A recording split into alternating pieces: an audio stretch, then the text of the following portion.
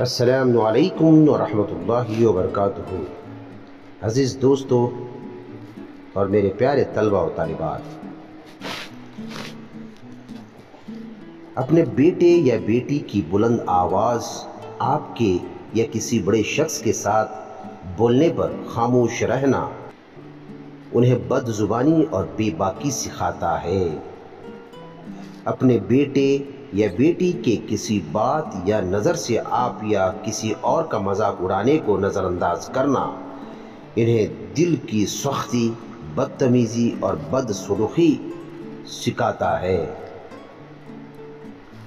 عزیز دوستو، اپنے بچے کو آپ سے الگ تھلگ رہنے دینا اور ان کا حقیقی یا ورچوئل دنیا میں گم ہو جانا انہیں ایک بے حس انسان بنا دیتا ہے جس کے بارے میں آپ صرف یہ جانتے ہیں کہ وہ زندہ ہے۔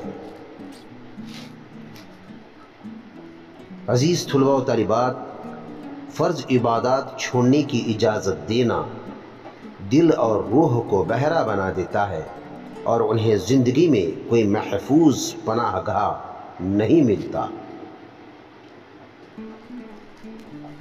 اپنے بچوں کو کچھ ذمہ داریوں سے بھاگنے کی اجازت دینا آہستہ آہستہ اس کی اصل مردانگی کو ختم کر دیتا ہے۔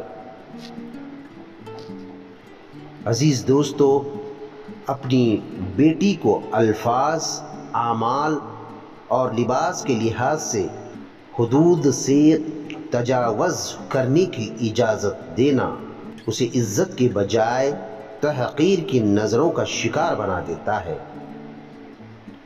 زیادہ مذاق اور غلط لوگوں سے تعلق رکھنے سے ایسے بیمار ذہن اور شریر افراد اس کی طرف متوجہ ہوتے ہیں۔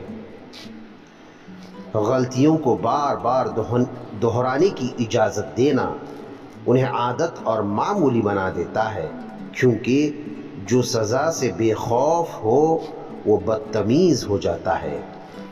عزیز دوستو، اپنے بچوں کے ساتھ حد سے زیادہ لاڈ پیار کرنا ان میں ناشکری، بے حسی، دل کی سختی اور شوق کی کمی پیدا کرتا ہے۔ زیادہ سختی ان کو ٹوٹ پھوٹ، محرومی اور وہ اپنے اوپر اور دوسروں پر اعتماد کھونے کا سبب بنتی ہے۔ یہ رویہ شدت پسند خیالات اور بعض اوقات خود کشی کی سوچ بھی پیدا کر سکتا ہے۔ یاد رکھیں، والدین یا دوسروں کے ساتھ بچوں کا بدتمیزی کرنا کوئی جدید یا ترقی یافتہ تربیت نہیں، بلکہ یہ ایک لعنت، نفسیاتی غربت اور فکری جہالت کی نشانی ہے۔ عزیز دوستو، حلال و حرام کے درمیان فرق نہ کرنے کی اجازت دینا شناخت کے کھو جانے، مذہب کے ستونوں کی بے حرمتی اور گناہوں میں لذت محسوس کرنے کا سبب بنتا ہے۔ اپنے بچوں کو ادب، پاکیزگی اور احترام سکھائیں، باتوں میں، عمل میں، دل سے، لباس سے اور رویے میں۔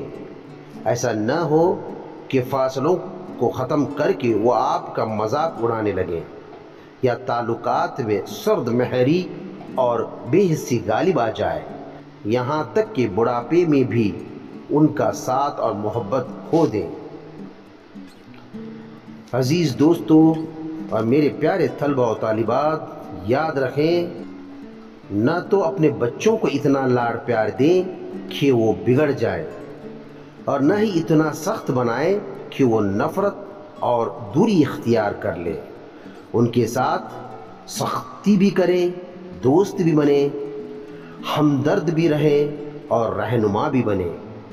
ہر حال میں اپنے گھر کے سربراہ اور قائد رہیں۔ یاد رکھنا۔ اللہ حافظ۔